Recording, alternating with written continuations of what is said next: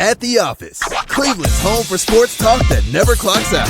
From the latest headlines to heated debates, we're diving into everything sports. It's your hosts, Noah, John, and Eric.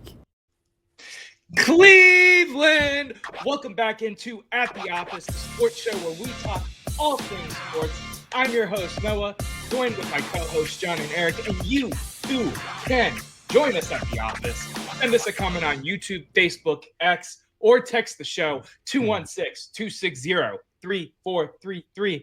And I said text, but you can call the damn show now too. So give us a ring if you so well, please. 216-260-3433. John, how you doing, man? I'm good, brother. Cavs got a good victory tonight. I know we'll talk about it a little bit later, but it's been a good week. Cleveland sports, Buckeyes, I'm pumped for the weekend. I'm doing well. How about you guys? I'm doing good, man. I just got back from the Cavs after I got back from work. I am dog tired right now, but I'm ready to talk some sports with my two favorite guys on the internet. Well, John, you're my favorite guy. Eric's like at least 10th. Eric, how you doing, buddy? Wow, well, I mean, I was real good until that comment, but you know what? I'm not going to let it dampen my mood. The Cavs got an amazing win, and speaking of the Cavs, while we're on the subject, we got a little thing going on here. We got a giveaway, and I want everybody listening, whether you're listening live or you're listening later, to go follow us on X, on YouTube, and on Instagram. We're going to pick a winner February 3rd. We're giving away a Donovan Mitchell jersey. Cavs are red hot. You can be red hot when you're wearing this sexy jersey. Get in on it. Yeah, man, I'm feeling good. I'm feeling great. I'm ready to get into some sports talk with my boys.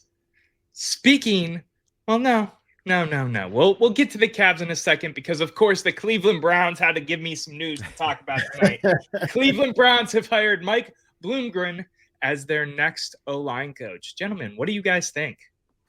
If it first of all, it tells you what it means to be a Clevelander, that the Cavs are like the best team in the league. The Guardians are blowing up the team. We got Ohio State in the playoffs, and Noah's like, let's talk offensive line coach. But I don't know. You're the former big eater up front. I say that as a term of endearment because you used to play some O-line. I feel like it was a bad area for the team, and we hopefully got better. But I don't know a ton about offensive line coaches or what they mean to the team. What do you think? Yeah, I personally, and thank you for pivoting it back to me because I'm excited about this as the former offensive lineman. I think this is a good hire. Now, do I know anything about him as being a head coach at Rice? No, I've never watched a Rice football game a day in my life unless they played Ohio State when I was like this tall.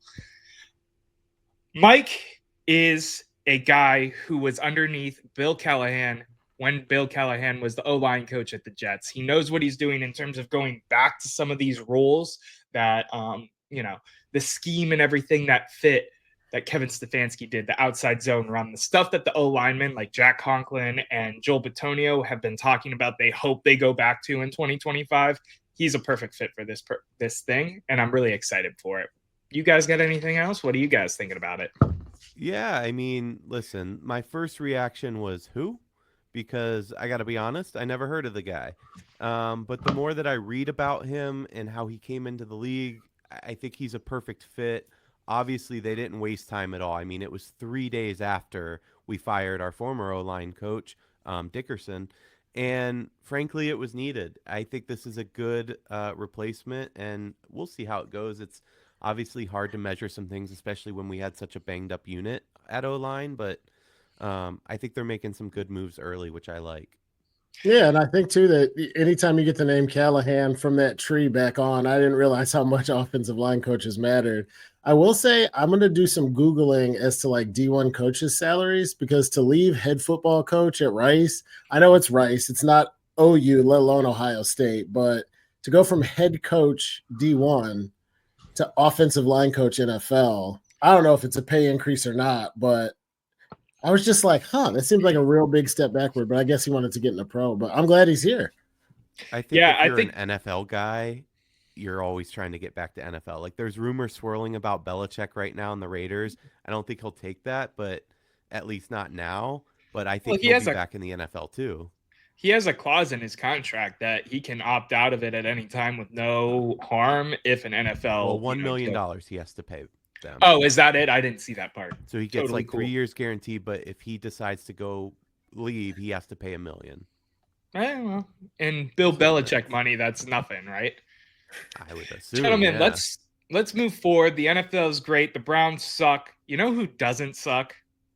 The Cleveland Cavaliers. The Cavs just won a national televised game against the Oklahoma City Thunder. It was a fantastic game. The atmosphere inside Rocket Mortgage Fieldhouse was fantastic. Trust me, I was there. If any of you listening were there, please attest to what I am saying in the comments or give us a ring. Why not give us a ring? 30-second takes. What are your instant takeaways after the Cavs versus Thunder on national TV? I went first, which is weird to say. So, John, I'll actually let you go first this time. And then, Eric, you'll take it, and then I'll wrap us up, and then we can, talk as we do. Y'all good with that? Sounds good to me. Let's go. Appreciate the privilege, big guy. I love it. I think this was a big game for the Cavs. It was good to see the arena rocking like it used to be when we were making deep playoff runs every year. I've said this before, but I think it bears repeating that it's really cool to watch a team break up the whole you got to get one or two of the best players in the league at the very, very top to have a chance to compete. Donovan Mitchell's probably a top 10 player, top 15 player, but he didn't play that well offensively tonight. We still got the dub because anybody can beat you on this team. That includes the first couple guys off the bench. I couldn't have put it better myself. Eric, go for it. Yeah, so first of all, shout out to Gilgeous-Alexander because that dude is a beast and might even be your MVP this year. But what I'm tired of are executives from other teams saying that they're not worried about Cleveland. Executives are on the record saying they're good, but.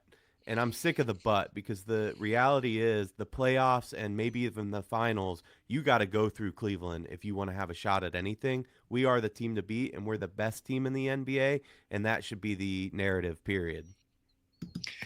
I'm going to just throw myself up on the clock because I want to know how an individual is a Thunder. A Thunder is a weather happening.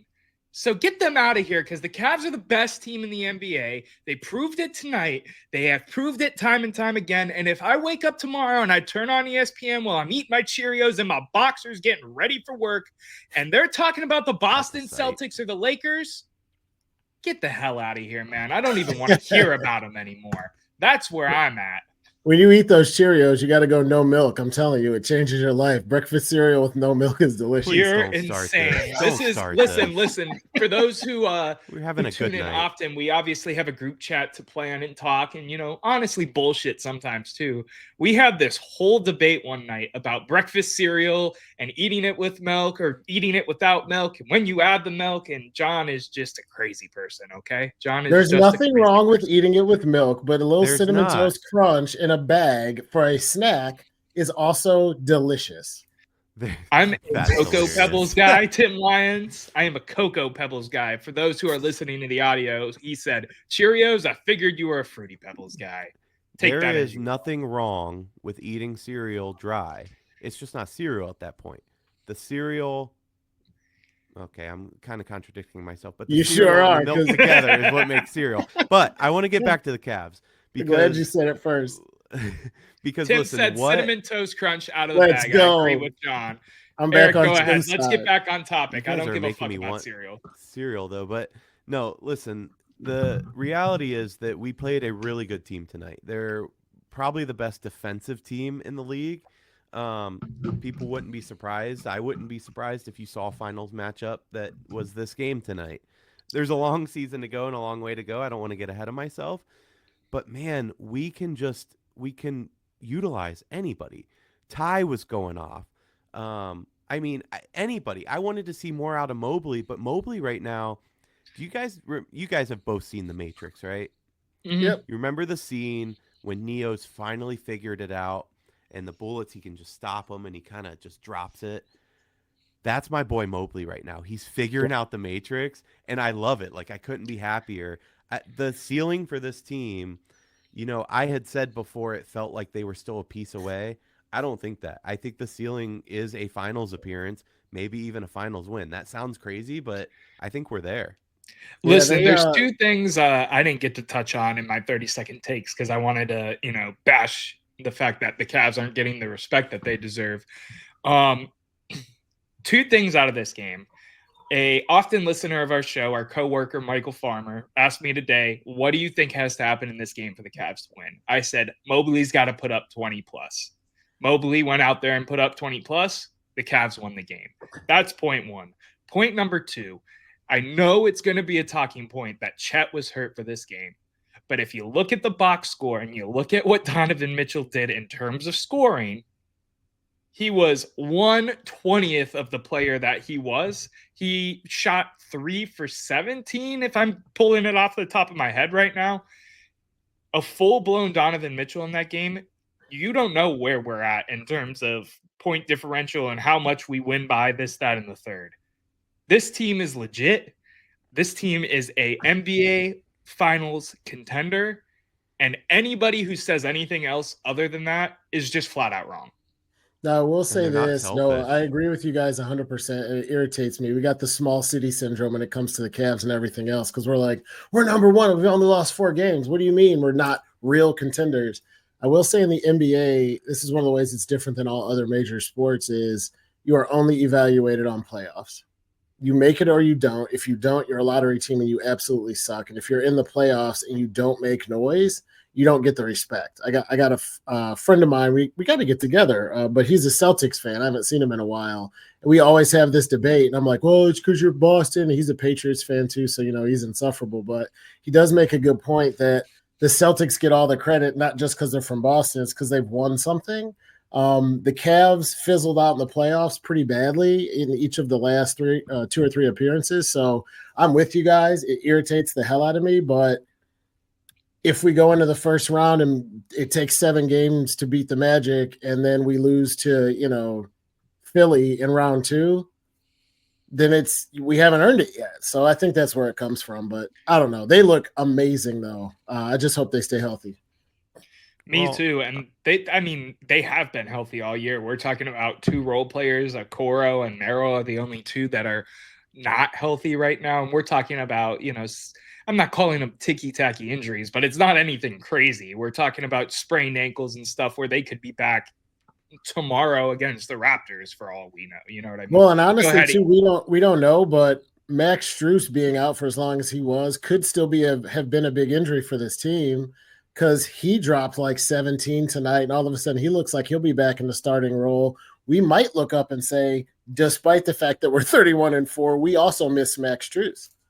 Yeah, I love true. Strus, but what is this haircut? He's coming out like, what? Come on, boy. Let's get back to our old haircut. Some of my Cavs coworkers said it looked like he got the hair plugs put in over in Turkey, and now he's wearing the bandage on the flight. Oh, maybe. Home. Yeah. The turkey plugs. You got turkey plugs and turkey teeth over there. I know you want to move us forward. No, one other thing that I do want to make sure to call out in the 15 last seconds I'll take on this is somebody who doesn't get nearly enough credit. I know you two didn't do it purposely. We talk about him all the time. But another reason Mobley being amazing wasn't necessary is because Jared Allen just quietly did his thing again and was absolutely amazing. Offensive rebound. 5 and 12. 9 of 11 from the field. I mean, I don't know what that percentage is offhand, but right around 90% if you round it to 10. That guy is a piece. He's like a glue piece. He's never going to be the sexiest guy on the floor. He might be the 4th of the big 4, but without Jared Allen's contribution to that, we certainly don't win that game. 100%. As the residential sneakerhead, I love Jared Allen. Residential sneakerhead, you can see it over my left. Somebody buy that man some new shoes. He's been wearing the same Kyrie 3s that he's had on his feet since he was in Brooklyn. He's changed the laces they've broke. The Nike logo's fallen off. His toes coming out of the toe box. No, I'm going to hard disagree here because just like I feel about the trade market with this team, and I've changed my position on this, I don't want them to change a thing. Don't change your shoes. Don't change your thought process. Don't bring anybody in. Yeah. I don't want a thing change. If my man likes rocking his same shoes, let him rock them. I wouldn't change my bed sheets if I played for the Cavs right now. They're hotter than fish grease, man. Except the haircut. Strus can change the haircut. I thought you were about to say Allen, and we were going to have some words because the fro cannot go. The my kids love right out of the 70s, and I love it. My girls love Allen shoes because from a distance, because they're like white with a black strap, they look like he's wearing like Adidas sandals or bathroom slippers when he's playing. And I think it's great too. Gentlemen, let's move forward. Eric, I'm going to give you the reins here in a second, but we have a fun a typical topic that we go into here. We're talking about the college football playoffs. And before I let you take over the hosting duties for this segment, I just want to pat myself on the back because you both suck. I'm 8-0. You are not. I am the best college football picker in At the Office history. Where is that mute button? Right. Okay. Go ahead, E. Take it over. All right. Well, let's get into college football mode. I'm going to switch us up right here real quick. I'm just missing. By the way, Noah There we asked go. Siri to make all his picks because I think every single one was chalk. But that's okay. You are winning. I am losing. I will own it. But you didn't exactly go out on a limb there, buddy. Yeah. Gentlemen, it is the semifinals of the college football playoff, the first ever expanded college football playoff. And I got to say, for the first time, these games feel different. And here's what I mean by that. It feels like, and correct me if I'm wrong, but it feels like anything can happen and either of these games could go either way. I am confident in the Buckeyes, and I will continue to say that if they play like they've been playing, I think they're the best team in college football, period. End of story. But now's where it gets fun. It's the any given Sunday of college football, the any given Saturday. All these teams are good. And both matchups, I think, they could be tight. Who knows? Maybe we will get a blowout. But I don't really know what's going to happen. So for this first game, which is tomorrow night, the Orange Bowl, Penn State versus Notre Dame, both of these teams have a little bit of question marks coming into this game. They're both very good on defense. Sometimes they leave us wanting more on offense. Notre Dame, they didn't really play anybody. They had a weird loss to Northern Illinois early in the season. That's inexplicable. They're playing good ball right now. They're a well-coached team, and they've been playing outstanding defense. Penn State, they are also defensive. They didn't really have any crazy losses either. They played a tough Ohio State team that beat them by just a few points. By the way, they only scored 6 points on offense that day. The rest were defensive points. And I think it was like 17-13 final, if I remember correctly. But they haven't really had those big wins either. They don't really go out and stomp on people, and the offense is a question mark for them as well. I know Noah loves their quarterback. He's going to talk about that. Who's going to show up? Who's going to win? I want to hear from you two. That sets the stage a little bit. We talked about it a little bit as well. It's a little historic because regardless of who wins, we will have the first African-American coach coaching in a national championship game, which is a cool little factor, just worth mentioning. Noah, tell me your thoughts. What are you thinking on this one? Yeah, man. I think this comes at no surprise to any of us. I am the residential Notre Dame fan, after all. We talk about everything that we have going on here. We talk about, Marcus Freeman, the Ohio State alumni, doing his thing over there, being the young, hot, upstart head coach. Team was looking great. The run game's looking great. I don't give a shit about any of it. Give me Drew Aller and the boys. I want the Penn State Nittany Lions. Listen, Jeremiah Love hurt, went down during the last game. Penn State's run D will stop whatever Notre Dame thinks they're going to have going with Riley Leonard, the quarterback who had 90 yards passing in his bowl game. I am going with Penn State. I am going with Drew Aller. I am going with the future quarterback of the Cleveland Browns. That's wow, what a take, Tim. I will just say I got you soon. I know ball. I'll help out. All right, John. Give me your take on this game. I gotta agree with Noah. I will say, stepping back and looking at all the playoffs right now, one thing is interesting. Yes, 2 black head coaches. That's pretty cool. The other thing that I think is interesting is if we lived in the old playoff world, certainly if we lived in the BCS world, none of the 4 remaining teams would have even had a chance because Ohio State lost twice, Texas lost twice, Penn State lost to Ohio State, Notre Dame had a god-awful loss. I think it's cool that we have playoffs for this reason because these are probably the best 4 teams remaining right now, and they wouldn't have even been in the dance as recently as maybe last year. For me, it's Penn State. I look at Notre Dame and the letdown that they had, the bad loss that they had. I know Eric's not a James Franklin fan. I wouldn't say that I am, but I think this is going to be a huge game for him. I think this is the biggest game of his career. I don't think it's make or break. If he loses, he's not going to get fired, but this is a chance to put the haters to bed and to say, look, we won a big game, national championship semifinal against a quality opponent. And I think the Big Ten is the best conference of football. Penn State's more battle tested. Notre Dame hasn't played anybody. They lost to one of the nobodies they played. Penn State, it's got good quarterback play. They're tougher in the trenches. I don't think there's going to be a ton of points because these defenses are both really good. But I think Penn State's going to win this one, maybe a little bit ugly. But I would be surprised if Notre Dame pulled it out for sure. Note on that comment, Mo, that Abdul Carter is not ruled out yet, as far as I know. He is questionable for this game. Listen, I've been wrong about Penn State in the past. I have come clean on that. When they took care of Boise State, I said, they've got some momentum going. I do think that they might even have the second best offense of the teams that are left behind Ohio State. That's maybe a stretch you're saying, but Texas has been so inconsistent. That said, what I would like to see is a good close game. What I think we'll see is a good close game. And I've got Notre Dame. I think they're a better coach football team. I know it's a young coach, but what he's done there has been nothing short of great. And yeah, I do think that James Franklin is overrated. He hasn't won anything. If Penn State makes the championship, I will eat my words because that is winning something. And it will be the first time in 40 years that they've made a national championship. 40 years. There are football programs or schools that we call football schools. Ohio State's a football school. It's always been a football school. Penn State's one of those schools too. They're a fine education as well, but they're a football school. He has had talent. He has had access to money and facilities, and he really hasn't won a thing. He's won one Big Ten championship, and he's beat Ohio State twice.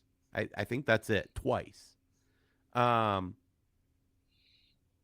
Nothing.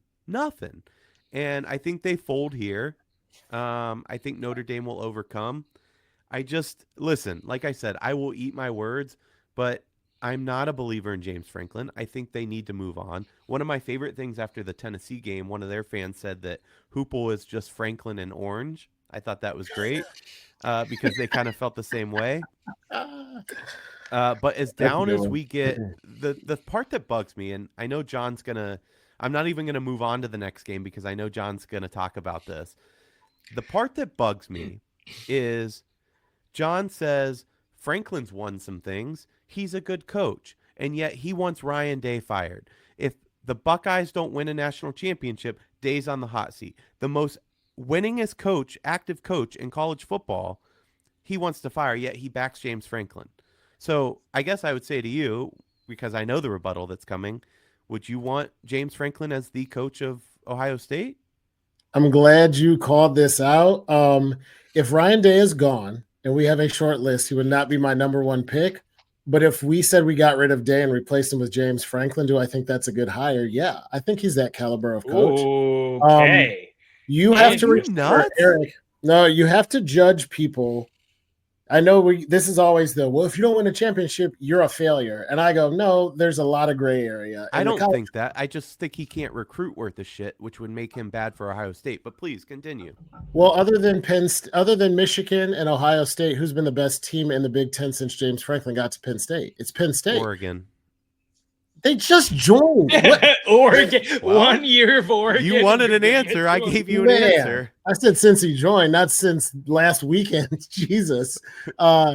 No, it's you go against really good talent. It's kind of like saying whoever's coaching Ole Miss is a failure. Well, outside of Alabama and Georgia, Ole Miss has been really good for a long time in the last few years. Like, it's different expectations. If your expectation is national championship, I would agree with you 100%. But I don't think the Penn State fans or the Penn State culture or where the program was going back to the Jerry Sandusky and all the stuff where they've come, I don't think national championship or bust is the expectation for Penn State, despite the fact that they've won one in a long time ago, but in not too distant history. They have the pedigree, they have the name, but Penn State is not a national championship or bust. Their coaches list is beat Michigan or Ohio State, hopefully play for the Big Ten championship, win it, and we'll go from there.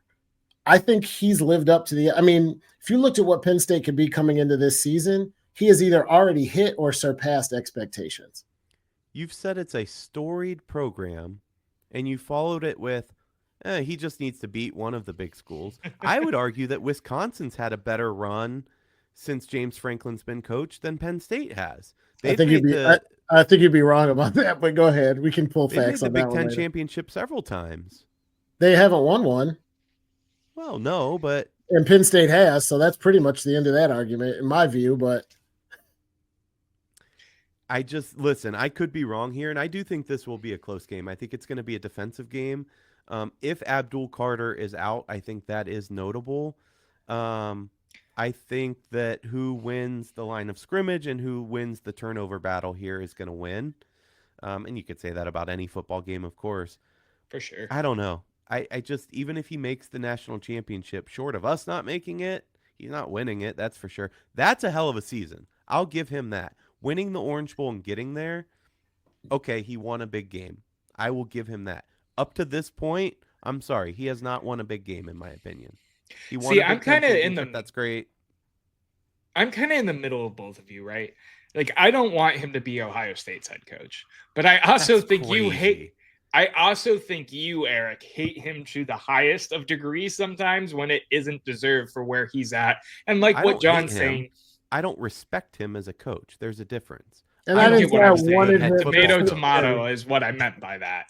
I want to go back to the recruiting piece. I do not want him as Ohio State's coach. He can't recruit.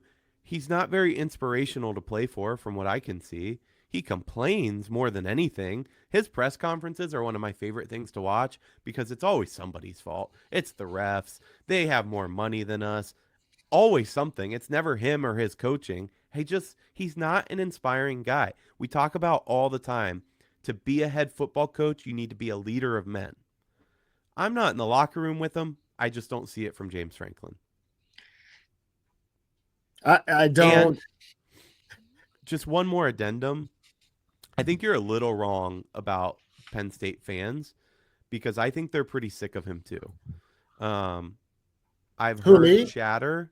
No, Penn State fans. I thought you said I think you're wrong on Penn State fans. I don't know if they're sick of him or not. Well, you said that they're ecstatic of where they're at. I said their expectations aren't national championship or bust. So given what he's given to work with, I think he's done as much with what he's had as can be expected.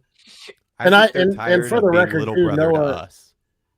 Well, so then I would flip it on its head. By the way, Noah, I don't want him as Ohio State's coach. I said if Day is out, I would want him to interview and be on the list. But if you think that this man can't recruit, even though players like Saquon Barkley have gone there and played well, my question would be, what has Ryan Day won with a lot more talent, a lot more opportunity? Because we haven't won a national championship. 2 Rose Bowls. Oh, a Rose Bowl championship. Rose Bowl was the John, pinnacle you can't of the make that sport argument. He has a way better resume than Franklin. We're talking about bowl games. We're talking about even big time matchups. You could taking them to a natty. You guys are missing. You guys are missing the point. Penn State, Ohio no, you're moving the goalpost. No, We're not missing the point. I'm not. You said James Franklin can't win a big game, and he hasn't won anything. When his expectations are not to win a national championship and not to win a Big Ten championship, just to compete. And then I say, what has Ryan Day won? And you said, well, the Rose Bowl twice. That is not – nobody gives a shit about the Rose Bowl at Ohio State unless it's the national championship or semifinal. You got to beat Michigan.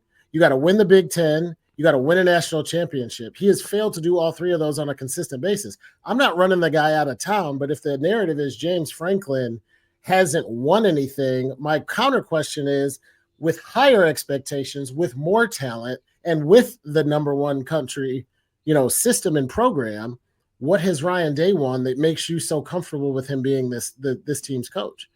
The winningest active coach in college football. Okay, not when it matters, but I hopefully think this that is changes. a good transition. Tennessee Good didn't matter. transition. So you're saying that let's throw this up since we're talking Ohio State. You're Right. saying that James Franklin's 2 playoff wins were big. Those were big wins, No. but you're saying that ours weren't? Yes, they all were big wins. Ryan Day has won some big games, and he's a good coach. James Franklin has won some big games, and he's a good coach. Then why did I you am just say arguing what for has them. Ryan Day won? So you're not. I'm saying my question to you. You said James Franklin hasn't won anything.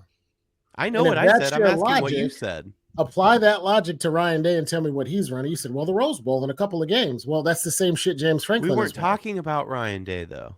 We were talking If you're about James talking- Franklin. You if don't you're have to draw a talking- comparison between the coaches. It's 2 different programs. Why even do that? Because you're holding 2 people with very similar jobs to completely different standards. You're saying James Franklin never won anything when he just won 2 big games. And you're saying Ryan Day's won big games. We just won 2 big games. What's the difference between him beating SMU and us beating Tennessee?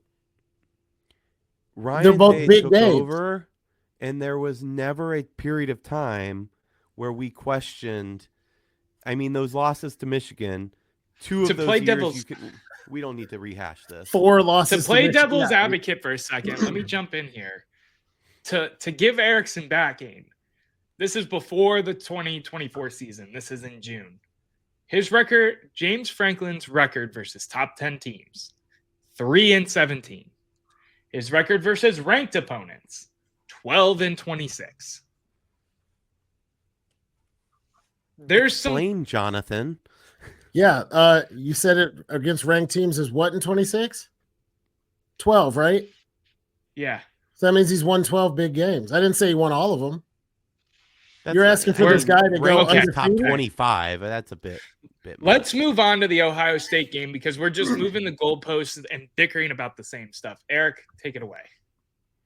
Ohio State is in the Cotton Bowl once again. This time it means something. This time the Stars are not sitting; they're playing, and they have a foe that they have some guys over there that they're used to. One, Mr. Quinn Ewers, who was an Ohio State Buckeye, not for very long, but he was a Buckeye. He left so that he could get more playing time. There's a lot of storylines coming into this. There's snow coming towards Dallas. The fact that they're calling it a home game because it is in Dallas. It's in Texas. I know that's like from here to basically D.C. away from Austin. Texas is a big state, but it does certainly feel like a home matchup. The Buckeyes definitely have the momentum going in. I think Arizona State scared the hell out of Texas, and I'm guessing that they're questioning things. That said, that Quinn Ewers, he is looking mighty confident. The question is, which Quinn Ewers are we going to get, and which Texas are we going to get? It should be noted they have been consistently the number 1 defense all year. Texas has, and we know defense wins championships. But Ohio State, they've got quite the defense themselves, and they have the offense that is just unreal. Jeremiah Smith, I know everybody's sick of hearing it. I know they're sick of hearing he's a true freshman. They're comparing him to NFL greats. Like, he could enter the NFL right now and play and make an impact like a Julio Jones. That's insane level of talent for the age he is. They've never seen, they say guys like Megatron, Julio, they weren't this good at the same age. It's actually ridiculous. So, big matchup. This is Friday, 7:30. OSU's favored by 6. I think it stayed around 6. And I don't know. Well, who do you guys got? Noah, give me your take. Yeah, first of all, I'd like to call out John for not coming to watch the game with me and you because we'll be watching the game together, Eric. The last game, John, me, and ridiculous. Eric were together and watched the game, and John's not going to be there, so he's a fake friend for that. And if we lose, That being all said- your fault. Yeah, it's all your fault. I'll just blame it on James Franklin. Tim's gonna blow a gasket in the chat. He's been for those who aren't watching the live stream, he's been telling us to move on from James Franklin this whole time. Listen, it should come to no surprise that the three of us over here wearing Ohio State gear are of course going Ohio State. Will Howard looked lights out, incredible in the Rose Bowl, completing 17 of 26 passes for 319 yards, 3 touchdowns, no picks. Jeremiah Smith is an absolute dog. As you said, this team is just, when they're firing on all cylinders, flat out the best team in college football. Give me the Ohio State Buckeyes. John? It is 100% impossible to argue with the logic here. I tried to go in and look for reasons that if we don't do this and Texas could win. Listen, Texas is a good football team. I want to call out the fact that outside of Ohio State, who's playing the best and is the best in my view right now, I think Oregon and Texas are the next 2 best teams in the country. Oregon was dispatched pretty handily by the Buckeyes last game. I think it's going to happen again with Texas this game. And I think it comes down to the opposite of what it usually is with the SEC gets together with the Big Ten, right? It used to be like, oh, the SEC has all this speed. Ohio State has that speed advantage at the skill positions. But the other thing you have to do, what Michigan did when they actually beat Ohio State, and what Oregon did a little bit in the game, I wouldn't say they stopped us, but you got to win up front, and your front 4 has to be able to plug holes and at least slow down the run. And on the other side, you have to be able to run the ball. When Texas loses this year, they can't run. They run up 300 yards of rushing offense against Texas A&M. And when they lost to Georgia, they had like 32 yards of rushing. Ohio State's defense is as good as Georgia's. And if Texas is going to rush the ball for 50 yards, it's going to be over at the end of the first quarter. You don't even have to wait till the end of the game.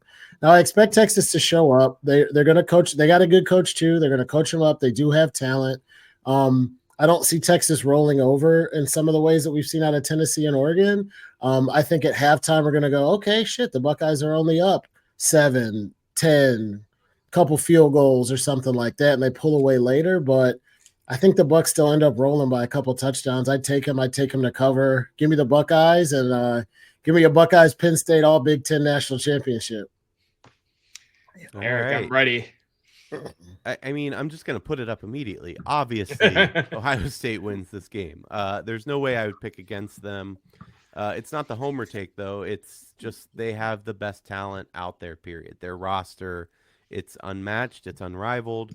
I should say I'm sick of hearing about the $20 million team because Texas and Oregon supposedly might have even had more NIL money. Phil Knight's funneling money like crazy into Oregon. But the Buckeyes develop talent arguably better than anybody in the country, especially right now.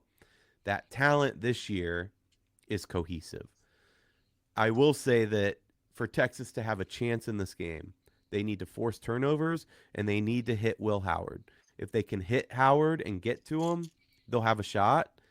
But the way our defense is playing, I mean, what do you want? Both sides of the ball were just dominating. And what was it, 32-0 at halftime of the Oregon game or something? It was 34-0. Oh my God. Yeah. No, you're exactly. Like that's dominance on both sides. The downside for us is it's another ACC crew reffing this thing. And I'm hoping that the team themselves aren't complaining about the lack of holding calls, because then we're just going to get holding calls against us all day. That's how it generally works. But hopefully they clean that up a bit. But our defense is getting to guys being held, Jack Sawyer being held on every single play. We're still getting to, in the case of Oregon, to Oregon's quarterback. Will that be the case with Quinn Ewers? I hope so. Arizona State was getting home, and they're a much smaller D-line than we have. I think we will control both lines of scrimmage. I think that we will see a cameo of Arch Manning. I'm not worried about that. But more than anything, the Buckeyes have been playing angry. They've been playing angry and with their hair on fire, and I don't think that changes. I think they're well prepared. They've heard the outside noise. Whether it took Michigan to bring that out or not, I don't really care at this point. They're on a mission, and they've said it just like Kobe said it. Job's not done, and they're living that, and they're the embodiment of that. Listen, the only way Texas wins this is if they come out and punch us in the mouth strong. I still like us in a comeback. I don't want to have to see Day coach a close game. I think he's an excellent coach, but I give it 2 touchdowns. We win by 2. I'm excited for this game, guys. And Eric, you beat me to it. John, I want to know, do you think we see Arch Manning?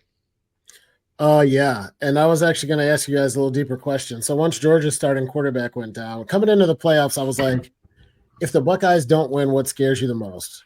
The first and the obvious one was them having a Michigan layover and sucking against Tennessee. We already talked about that. Didn't happen.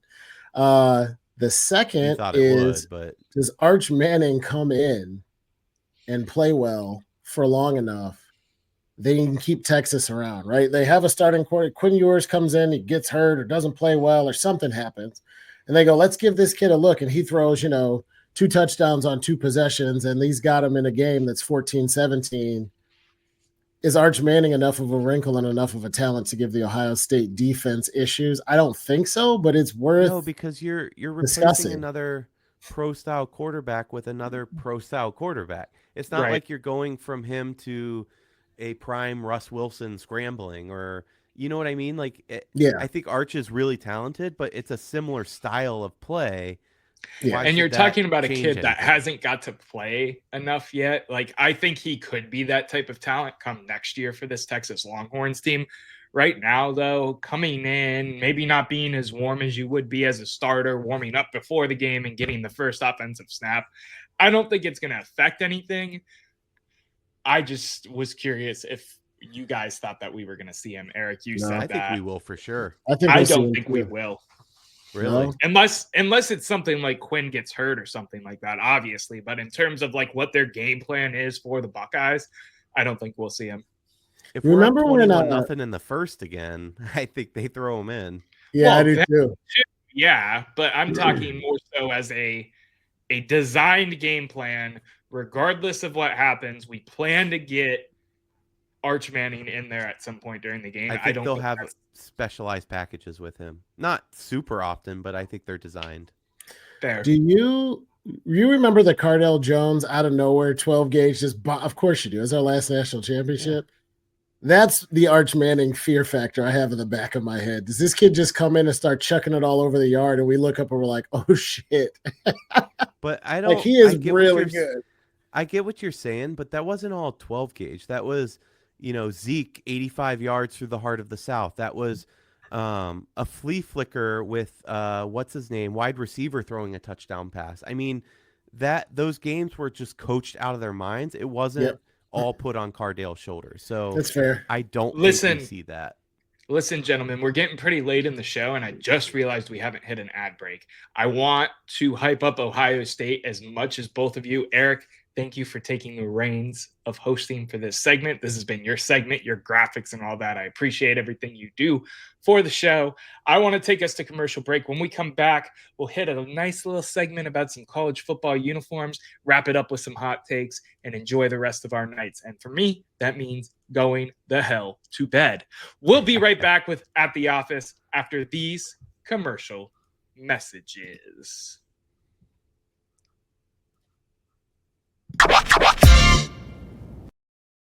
And we're back at the office, talking all things sports, hanging out, doing our thing, chatting it up about the Buckeyes. Listen, please do us a favor, hit the like button, hit the subscribe button if you're watching on YouTube. Helps us grow the channel a ton. Hit the download button if you are listening to the podcast version of this show. Again, helps us grow the brand a ton. One last thing. Check out the merch store at theofficecle.com. We got merch like the sticker, John. I saw you had the mug down there earlier. Eric, you can show off your Yeti even though it's custom made. Why not? Why not? You should flex that. That was a good purchase. And shout out Fans First Sports Network for helping us do everything we do here. I had an article come out over there. You should go check it out. It was some pregame hype for the Thunder Cavs game. Great time. Gentlemen, let's get back into it. Who has the best all-time college football uniforms and who has the greatest this season? So you guys gave me your picks already. I want to go through a few of these.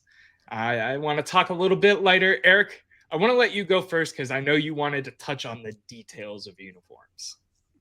Yeah, so if we're talking details, let's talk about the Rose Bowl for a second. I know it doesn't mean anything to John, but all the Oh, here small we little go. details in the uniform for the Rose Bowl, I absolutely loved.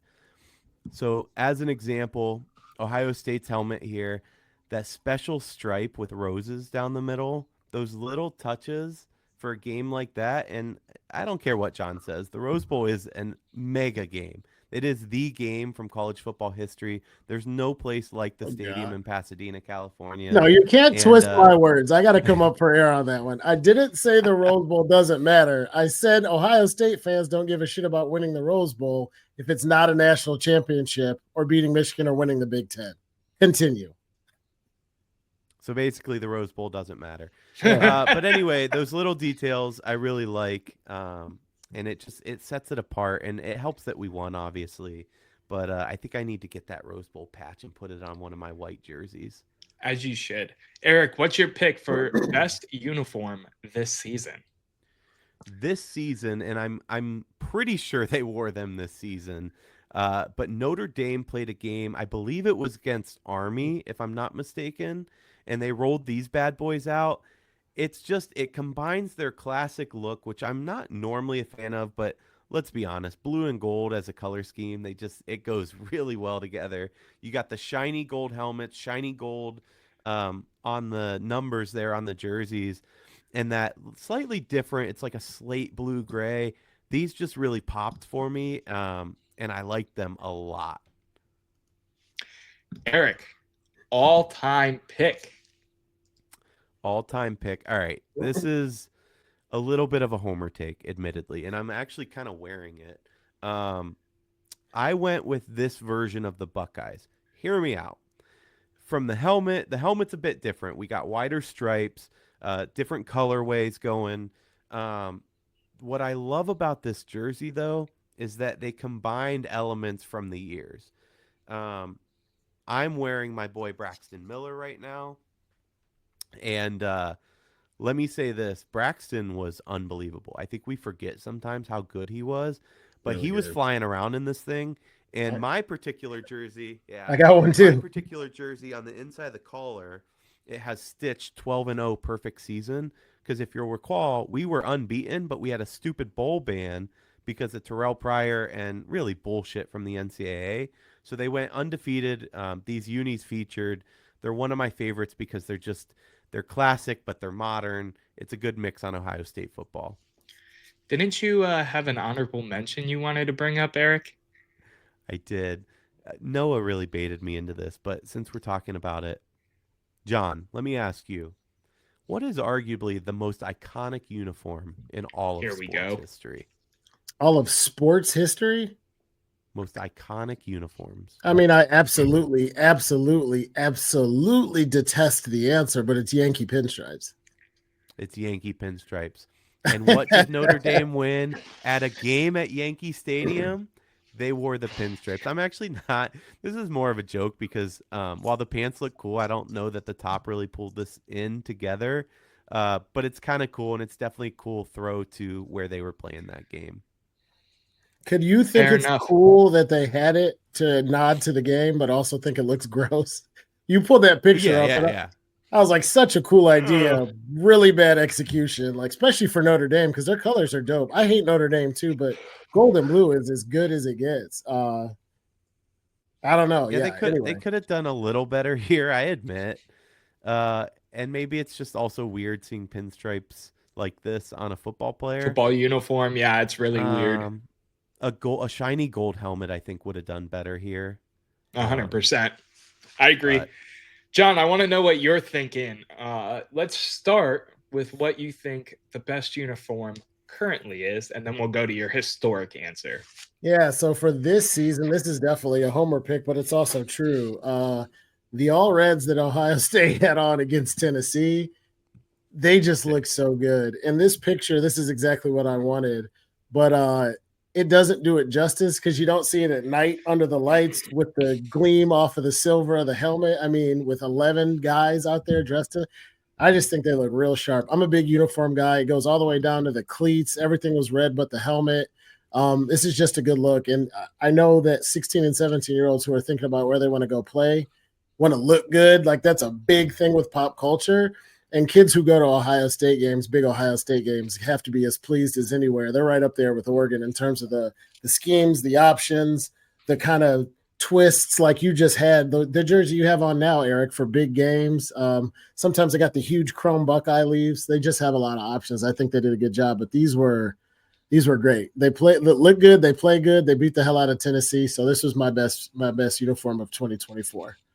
The videos coming out of like when they were in the tunnel with the lasers and it was all of so that, sick. Look, and have they ever worn all red before, all scarlet? Not just like as a casual alternate, not for a while at least. So it Yeah, was I a didn't think bigger so. moment to wear something different than just the scarlet top, the gray pants, Yep. the normal, or the white on, gray, the stuff they normally wear. It was a bigger deal for sure as a first time home playoff game to wear almost what is an alternate. Yeah, John, what's your ever. all-time pick? I kind of alluded to it before when I said it doesn't get any better than blue and gold. The Buckeyes do have an iconic uniform. My favorite color is blue. I went with the UCLA Bruins. I mean, you got the powder blue, you got the gold, you got the unique stripes around the shoulder. UCLA isn't like USC, even in terms of being an iconic program, let alone Ohio State or Notre Dame, but this is a classic uniform. UCLA is a classic program when you think all sports and old Pac-10. They've had their moments too. I love Carolina blue, powder blue. I think the UCLA uniforms are crisp and classic and never get old. So shout out to the Bruins. If you played as well as you looked, you guys would have a hell of a lot better football team. And we wouldn't have your coach as offensive coordinator. The Rams kind of ripped them off, no? Here and there, Yeah, a little. probably. I kind of see the Rams when I look at that. So you guys, I'm Gentlemen. going to take a ton of shit for this. I want Noah to get his jerseys in. I did have 2 honorable mentions. I didn't tell you because I didn't want to hear your mouths. I hate the Wait Yankees. until I go because I have 4 jerseys I'm going to talk about just because. All I'm right, yeah. So go ahead. No, Tennessee's orange is a very good look, and it's classic. This guy. And this is going to be worse. When Michigan wears all blue with yellow numbers, that is a great look. I hate the team. You cannot I'm an give that Ohio State answer. fan, but you're asking you're just not. pure uniforms. Yeah, they Take do the look hat good. off, take the jersey off, and get off the show. You're done. You're done. Not your show. done. You gave me a login and username, buddy. I'm not going anywhere. Listen. So before I get into my mentions, I want to talk about a not so honorable mention. Me and Eric talked about this. I'm going to pull it up right now. TCU did a uniform refresh recently, and it is the most atrocious thing, the most disgraceful thing to the Horned Frog brand I have ever seen. How do you get rid of the horns that are clearly there on the left and put together this basic create a jersey that you see on the right? Create a jersey is the best way to say that. It's like Penn Right. State. That's just an ugly jersey. Is it worse than the Tulane green and powder blue? That's another. John, ugly I think one. you have a hater in the comments. Look at what Tim Lyon said over here. Change the password, Noah.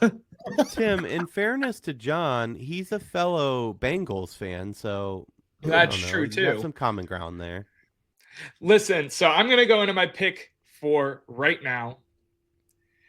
The image that I pulled isn't the greatest image in terms of the right now uniforms. This is a little bit of a throwback, but I think it is a good example of why they are the best uniforms in college football.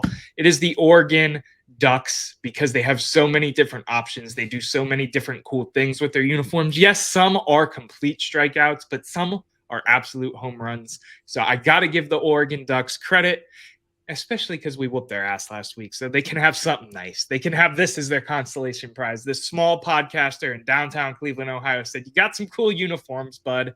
Enjoy the Bahamas. Of all the Oregon uniforms you could have picked, though, Yeah. I'm not even sure that one's top 10. No, See, I was that's my literally going to say favorite, actually. you picked the ugliest Oregon uniform out of 50. Dude, But- no, my favorite. The fact that it matches the duck to a T, I love it, personally. Well, I think there's a reason we haven't done a Brutus jersey, but to each their own. Well, was what just are we gonna gonna have say a that. big nut on our chest? Pause. Maybe you do Right. every night. Oh, shoot. Okay, here This we is a go. kid show. Sorry. My all-time Reel pick, us in. my all-time pick goes to the UNC Tar Heels. I don't know why I just froze up there for a second. These throwbacks are what they wore this year, actually. They've had a couple different versions of this throwback, though. It is just such a clean uniform. It is the best color of all the colors, is that powder Carolina blue. I love it so much. And because I'm the host, and The you love both got of to say, UNC. I just don't get it. yeah, well, I it's like- the color for me. It's just my favorite color. It's a great color. I like UNC also, but that was right up there with UCLA. It's almost the same color. And now, because you guys both got to get an Ohio State pick in there, I'm about to piss you both off. My favorite Ohio State jersey that they have worn in my lifetime, the 1916 Yeah. striped throwbacks. I love these jerseys. I have one in my closet. I wear it every game. I love this jersey. Any reactions? I want you to keep wearing it because we're winning. But no, once again, you pick one of the worst jerseys as your favorite. I've never liked this one. You tried to sell me one of these, and I told you no. It You just tried to sell it to it's me not- try and I didn't want it. Not my Evan, if you're favorite. listening out there, I suckered you into it, man. Thank you, because now I have one that fits and I wear it every game day. You know what?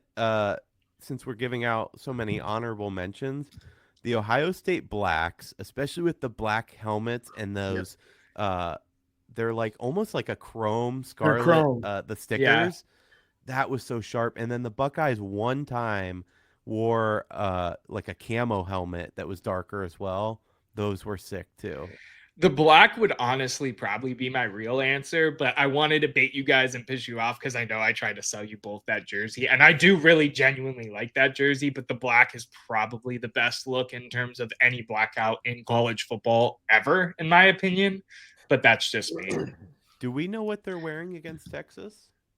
I think just the basic white. Maybe they're wearing scarlet. Well, no, Texas is wearing their white on white, so We have to we're just be wearing classic scarlet. paired with gray pants.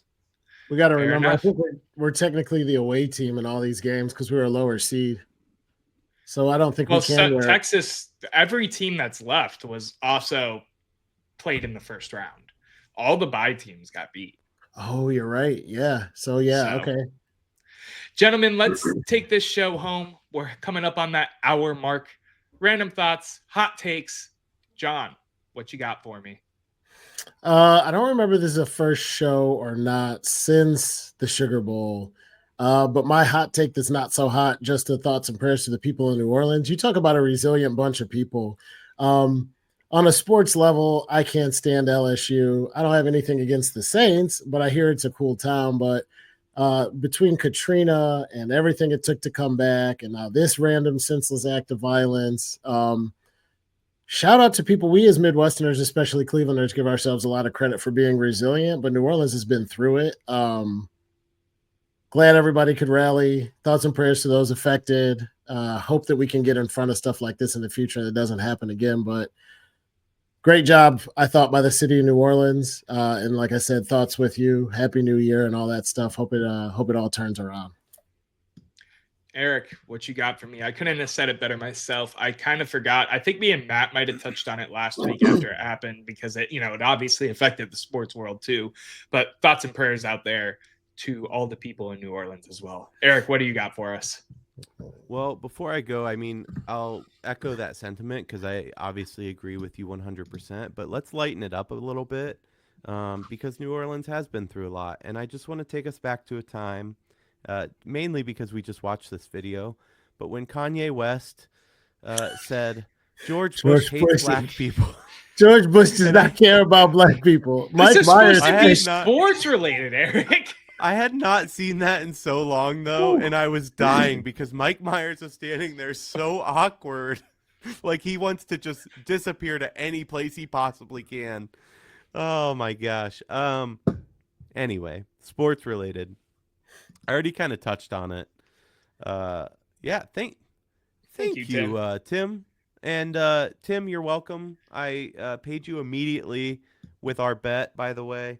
So let me know if you want to do another bet because I want my money back.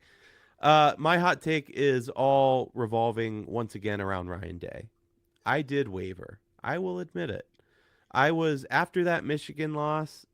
The first thoughts in my head were, I'm done. I can't support this guy anymore. 4 straight years is inexcusable. But like most things in life, you should wait a little bit before making a decision.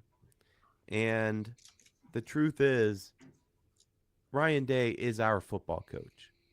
Not only is Ryan Day our football coach, but he's one hell of a coach. The Rose Bowl is important, and he's won it a couple times. But bigger picture, number one, we need to back our coach. We are one of the worst programs, if not the worst, in how we back this team and these coaches. Yes, there are expectations, and yes, they are sky freaking high. But when I look at our rivals, and granted, they are used to losing, but when I look at our rivals up north, they gave Harbaugh quite a while. Don't forget that he lost to Ohio State to start his career at Michigan like 4 straight times, and yet he won a national championship with them. We have a coach that does nothing but win, who understands the program. And even though he has stumbled, he understands the rivalry too. I can't say that about Nick Saban. You hear him talk about, Ohio State needs to get a reality check. They can lose to Michigan. He doesn't get it. Ryan Day gets it. We need to back our coach. We need to back our team. And we also need to understand that college football is forever changed. It is more like the NFL. You can lose games now and still go on a run and win a national championship. If the Browns lost to the Steelers both times in the season, but went on to win a Super Bowl, we wouldn't be calling for Stefanski's head. And I just think we need to ground ourselves a little more. It's unacceptable to lose to Michigan. I don't want to mince words here, but this is a hell of a football team coached by a hell of a coach, and I think we need to back them better than we do. It's an interesting take. I feel like some Ohio State fans will have your head with that regardless, unless we win a national championship and this game on Friday. My final thought, my hot take isn't really hot. You need to go out there. You need to vote for the NBA All-Star game for our core four. Jared Allen just had a great night. Evan Mobley, Donovan Mitchell, Darius Garland, all four of them should be in this game. And the fact that we have players such as Jordan Poole ahead of Darius Garland right now, and I'm looking at the front court names here. I could see all of those people being above Jared Allen, but they aren't the best teams in the NBA like we are. So go out there, vote for the core four, get them in the All-Star game, let them represent the great city of Cleveland because they deserve it for what they're putting on the court right now. That's my final thought. That's my hot take. Gentlemen, do you have anything else you want to say to the people before I wrap this thing up and get myself to bed? I have one quick question, and it's not just to Of keep course you you up, do. but, You always do. But I'm just really curious. I want your guys' take really quickly, just because I kind of mentioned it. 10-second takes. If the Browns lost the next, let's just call it 25 matchups against the Steelers, but in return they would get 3 Super Bowl wins in a row these next 3 years, I think we probably take it. Yep. Right? Yeah. We'd take the Super Bowl wins. My question to you guys is, if we would lose to Michigan 4 more years, but win a natty in each of those years, do you take it? I say no because we could also beat Michigan and still win a natty. Sure, but that's not the exercise. I was gonna ask you. So you're telling me this: if for the next 4 I'm years, like, you're stuck on an island, and you're like, yeah, but I have a helicopter, so I won't be. Like, No. come on, play along. So wait, that's what I guess I didn't get the question. So you're basically asking, in a given season, would you rather beat Michigan only or win a national championship only? I mean, we could just stick with my question. In the That's next the same 4 thing. years, It's the same. Yes. Yeah. Same question. Because I want to take the show home. It's the same question. Stop getting into the semantics, you two. Damn. No, I would take the national championships. Doesn't mean So Ryan you- Day shouldn't be fired for losing to Michigan, though. I would trade a national championship for a Michigan win next year. Maybe that's a hot take, but Wow. All right. because I think they're going to win it this year. So if they lose it next year but beat Michigan, then I'm still happy. That's just me. John, you got anything else you want to say to the people? Eric, I'm not going to ask you because you'll come up with 4 more questions and I'll be up until 2 a.m. It's rude. You'll be No, all right. just I actually agree with Eric that we should back Ryan Day. I do think if he doesn't win a national championship, though, he still could be on the hot seat, but we'll see. Hopefully we don't have to worry about it. We will see. Thank you for joining us at the office. Don't forget to subscribe or hit the download button if you're listening to the audio version of this show. Check us out on all socials. You can see it right over here. The mirroring is screwing me up in my tired state at the office. CLE. Have a great day, Cleveland. Have an even better night if you're watching it live right now. And we'll see you next time.